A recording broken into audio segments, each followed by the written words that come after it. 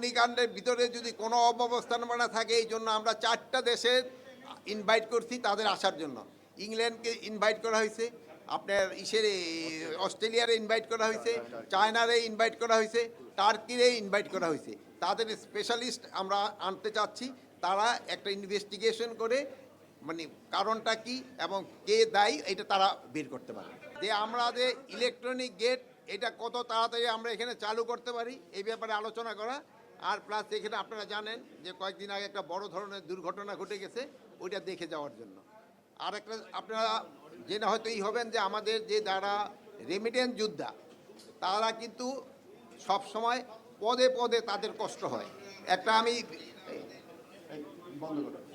পদে পদে তাদের কষ্ট হয়, এই জন্য তাদের বিদেশে যেন পাসপোর্ট যারা ওখান থেকে নেয় তাদের এখানে অনেক সময় একটু বেশি টাকা দিতে হয়, ওটারে কীভাবে কমায় আনা যায়, রেমিটেন্স যোদ্ধাদের পাসপোর্টের যে ফিটা কীভাবে কমানো যায় এই ব্যাপারেও আপনাদের আলোচনা করা। কোনো ফায়ার এই আপনার কথায় আমি এখানে ফেল করে নাই, নিভাইতে আগুন যদি না নিভাইতে তো সব জায়গায় যেত, ফেল করলো কীভাবে?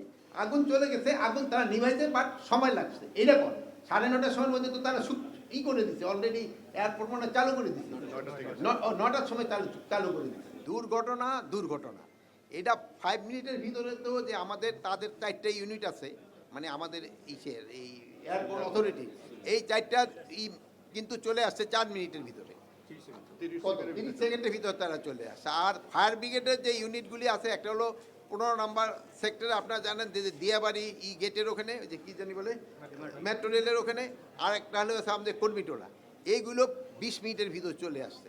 But in the meantime ওখানে যেই জায়গায় আগুনটা ধরছে, আগুন দেখে ওখানে কিছু কেমিক্যালও মনে হয়েছিল, গার্মেন্টস ম্যাটেরিয়াল কেমিক্যাল, শুধু দাগ্ধ পদার্থগুলো খুব বেশি ছিল, এই জন্য হয়তো আগুনটা ছড়াই গেছে, তাড়াতাড়ি কন্ট্রোল করতে সময় নিছে। শোনা, তাদের 4টা ইউনিট আছে, তাদের 4টা ইউনিট এখানে কাজ করছে, কিন্তু সাথে সাথে যে মানে আমরা হয়তো এক্সপেক্ট করছিলাম যে আরও তাড়াতাড়ি এটা কন্ট্রোল হয়েছে, বাট হয়তো কন্ট্রোল আসতে একটু সময় লাগছে, যেহেতু বিভিন্ন পারিপার্শ্বিক অবস্থাগুলো চিন্তা করতে হয়। যে ধরনের দাগ্ধ জাতীয় পদার্থ খুব বেশি ছিল, অনেক সময় বাতাস থাকলেও আবার অনেক সময়